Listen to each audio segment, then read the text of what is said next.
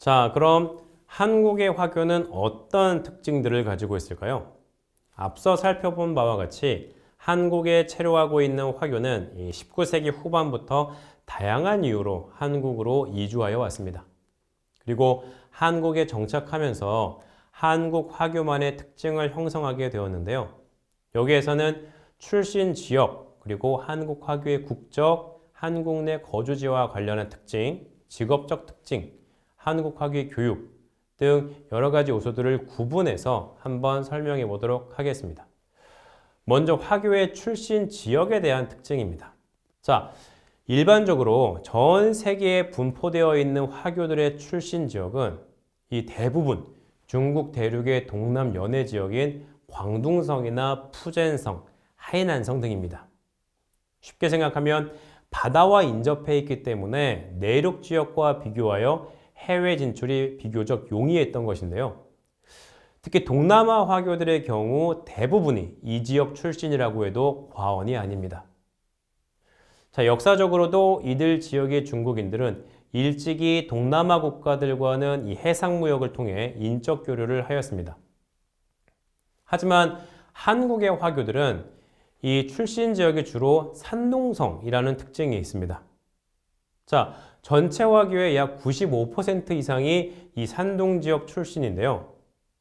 이러한 특징은 동남아 화교들의 출신 지역이 지리적으로 가까운 광둥성이나 푸젠성 등인 것처럼 산동성이 지리적으로 보면 한반도와 매우 가깝기 때문입니다. 이들이 한반도로 이주한 데에는 당시 혼란했던 중국의 상황이 크게 작용하였는데요. 이 혼란한 국내 상황을 피해 이 한반도로 이주했던 것입니다.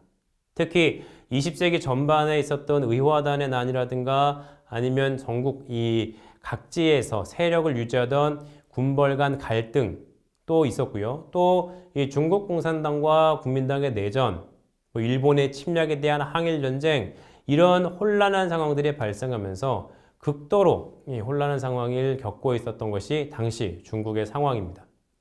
특히 산동성 일대는 전란의 영향을 크게 받았을 뿐만 아니라 이 산동성을 중심으로 발생하고 확대된 이 의화단 사건으로 이미도 많은 사람이 피해를 입은 상황이었습니다.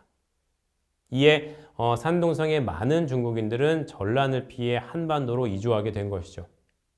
오늘날 한국 화교의 대부분이 산동 출신인 것은 이런 중국의 국내 상황이 크게 작용하였다고 볼 수 있을 것입니다. 자, 두 번째는 이 국적에 대한 부분입니다. 한국 화교의 경우 많은 화교들이 여전히 중화민국의 여권을 유지하고 있습니다. 이는 앞서 설명한 것처럼 한국 화교의 역사적 유래에서 그 이유를 찾을 수 있는데요. 오늘날 한국 화교들은 주로 20세기 초 한국으로 이주한 중국인과 이들의 후손입니다. 그리고 1945년까지 한국 화교의 수는 크게 증가하죠. 그리고 1945년까지 이 한국 화교의 수는 크게 증가하죠. 하지만 1949년 이후 중국 정부는 국내적으로 이주 정책을 제한하게 되고 또한 국제적으로는 냉전이라고 하는 국제 정세로 인해 중국인의 한국 이주에 근본적인 제약이 발생하게 됩니다.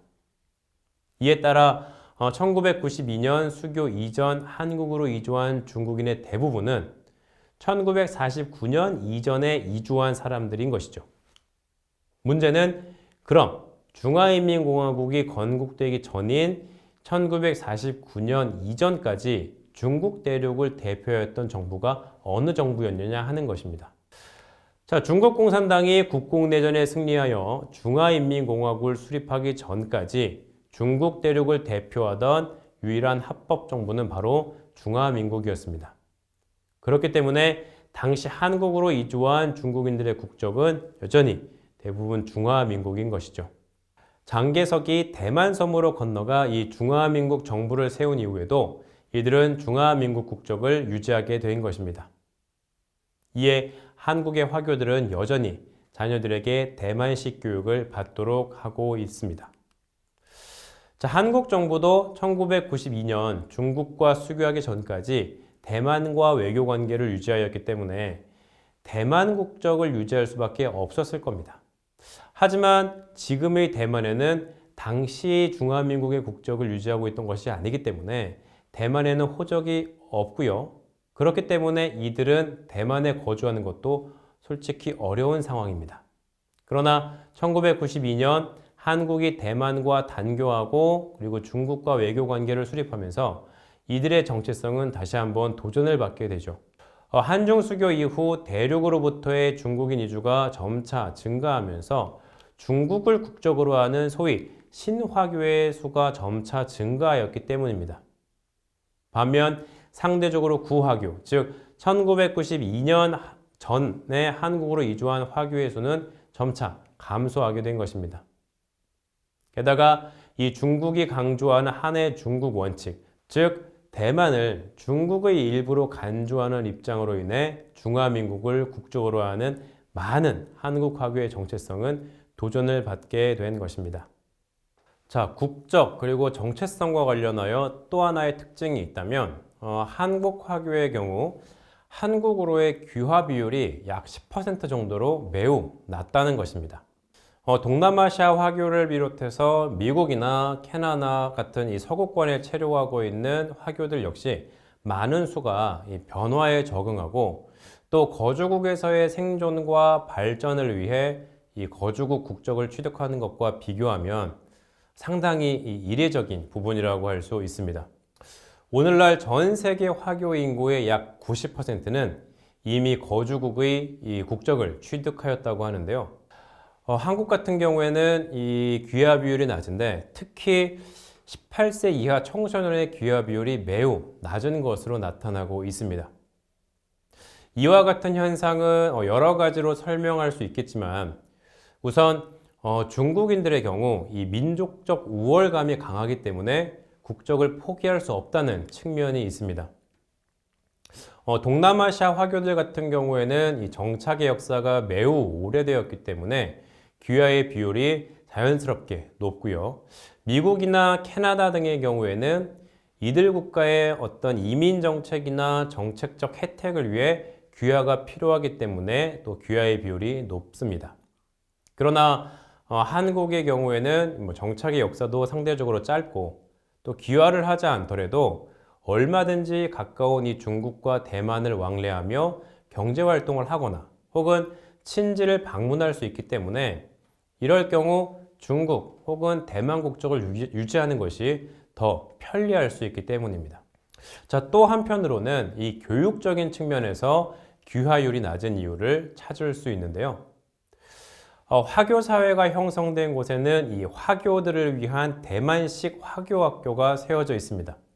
그리고 화교학교를 졸업할 경우 이 대학 입학할 때 혜택을 받을 수 있는데요. 화교학교에 입학할 수 있는 자격이 기본적으로 이 외국 국적자여야 하기 때문에 귀화를 하지 않는다는 것입니다. 뿐만 아니라 이 중국인으로서의 정체성을 유지하기 위해서도 화교학교의 역할은 매우 중요하기 때문에 이 귀화율이 낮다고 볼 수 있는 것입니다. 다음으로 한국 내 거주지와 관련한 특징입니다. 오늘날 한국 화교는 이 한국 각 지역에 분포하고 있는데요. 주로 서울과 경기도, 인천, 부산, 대구 이런 대도시를 중심으로 많이 분포하고 있습니다. 가장 많은 화교가 살고 있는 곳은 당연히 서울이고요. 약 9,000명 정도가 거주하고 있고 경기도에 약 3,500명, 그리고 인천에 약 3,000명, 그리고 부산에 1,700명, 대구에 약 900명 정도의 규모의 화교가 살고 있습니다. 자, 서울과 경기도 그리고 인천 등 대도시 위주의 이 분포를 보이고 있지만 전반적으로 한국 전 지역에 걸쳐 분포되어 있다는 것을 알 수 있는데요. 그렇다면 한국 화교들은 왜 집단 거주지를 형성하지 않고 흩어져 살게 되었을까요? 여기에는 마찬가지로 여러 가지 이유가 있겠지만 대표적으로 한국 전쟁이 발발하면서 화교들 역시 이 전쟁을 피해 피난을 가야 했고 화교들은 자연스럽게 한국 전역으로 흩어지게 된 것입니다. 또한 화교를 배척했던 이 국내 정책도 화교의 집단 거주지 형성에 이 부정적인 영향을 미쳤습니다. 예컨대 박정희 정권에서는 화교들의 한국 장기 거주권을 제한하고 3년마다 갱신하도록 하였는데요. 이와 같은 정책은 이 화교의 집단 거주를 자연스럽게 제한하게 된 것입니다.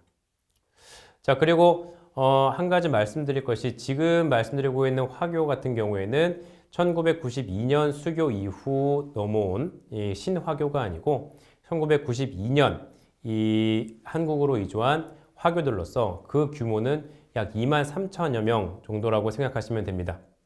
신화교까지 포함하는 107만 명의 화교 규모하고는 다른 전통적인 측면에서의 이 한국으로 이주한 화교들을 말씀드리고 있는 중입니다. 자, 다음은 직업적 특징입니다. 어떤 직업을 갖느냐는 이 개인의 소득 수준과 그리고 사회적 지위를 상당 부분 결정하는 중요한 요인인데요. 그렇다면 한국 화교들은 주로 어떤 직업에 종사하고 있을까요? 우선 1950년대 한국 화교의 직업 분포와 특징을 보면 전체 2만 2천여 명의 화교 중 직업을 갖지 못했던 화교들이 전체의 61.3%였고 이러한 무직자를 제외하고는 22.6%가 요식업에 종사하고 있었습니다. 무직자가 많았던 이유는 당시 한국의 혼란한 국내 상황으로 인해 한국의 경제 상황이 매우 어려웠기 때문으로 당시 한국인들 또한 직업을 구하기가 매우 어려운 상황이었습니다. 아무튼 이 요식업은 한국 화교들의 주요 직업으로서 중요한 역할을 해왔고 한국 화교의 주요 산업이 되었습니다. 자, 2003년 자료를 보면 조사 대상 중에 이 요식업에 종사하고 있는 사람들의 비율은 53.7%까지 증가하게 됩니다. 자, 여러분들께서도 잘 아시겠지만 이 화교들이 집단 거주하고 있는 차이나타운을 가보시면 많은 화교들이 이 요식업에 종사하고 있는 것을 볼 수 있습니다. 물론 요식업 외에도 언어의 장점을 살려서 관광업이라든가 무역에 종사하는 화교들의 수도 점진적으로 증가하고 있습니다. 자, 마지막으로 교육에 관한 특징입니다. 한국의 이 첫 화교학교가 세워진 것은 1902년입니다. 지금의 인천 중구 차이나타운에 위치한 인천 화교학교가 바로 이 최초의 화교학교인데요. 당시 중국 조계지로 이 청나라 영사관 부지였던 지금의 인천시 중구 차이나타운로 55번 길에 화교들의 자발적인 모금으로 이 인천 화교학교가 건립되었습니다. 그리고 1957년에는 중학교 과정이 그리고 1964년에는 고등학교 과정이 신설되면서 지금까지 학교의 명맥을 이어오고 있는 중입니다. 이 인천 화교학교는 1970년대 학생 수가 무려 1000여 명이 넘어서는 이런 큰 이 규모로 매우 활성화되기도 하였는데요. 오늘날에는 300여 명의 학생과 그리고 28명의 교사들이 학교를 유지하고 있습니다. 현재 학교의 부지는 대만 정부의 소유로 교육 과정이 이 한국 교육부의 인정을 받지 못하고 있기 때문에 대만의 학제를 따라 교육 과정을 운영하고 있습니다. 또 서울 명동에 위치한 이 한국 한성 화교 소학교는 이 한국에서 가장 큰 규모의 화교학교입니다. 이 한성 화교학교는 1909년 9월 정식 인가를 받아서 설립되었는데요. 인천 화교학교에 이어 두 번째로 문을 연 학교입니다. 인천 화교학교와 마찬가지로 이 대만의 교육 방식을 채택하고 있어서 대만 정부로부터 교과서를 무상으로 지원받고 있습니다. 뿐만 아니라 한성 화교학교에서는 중국인으로서의 정체성을 유지하기 위해 정규 체육 수업 외에도 일주일에 1시간 정도 우슈 수업을 진행하고 있기도 합니다. 중국식 전통 무술을 말하는 것이죠. 자, 그리고 한성 화교학교는 전국 각지에 분포되어 있는 화교학교 중에서도 규모가 가장 큰데요. 학교가 발전하던 이 1960년대에서 1970년대 학생 수를 보게 되면 전교생이 2,300명까지 증가하여서 한때 화교학교로서는 세계 3위의 규모를 자랑하기도 하였습니다. 이 외에도 역사가 깊은 군산 화교소학교를 비롯해 부산에 있는 부산 화교소학교와 중고등학교, 강원도 원주에 있는 원주 화교소학교, 그리고 경기도 수원의 수원 화교 중정학교, 이런 이 화교학교들이 전국 각지에 분포하고 있고 화교들은 이 학교 화교학교 교육을 통해 자신만의 이 중국인의 정체성을 지키고 있습니다.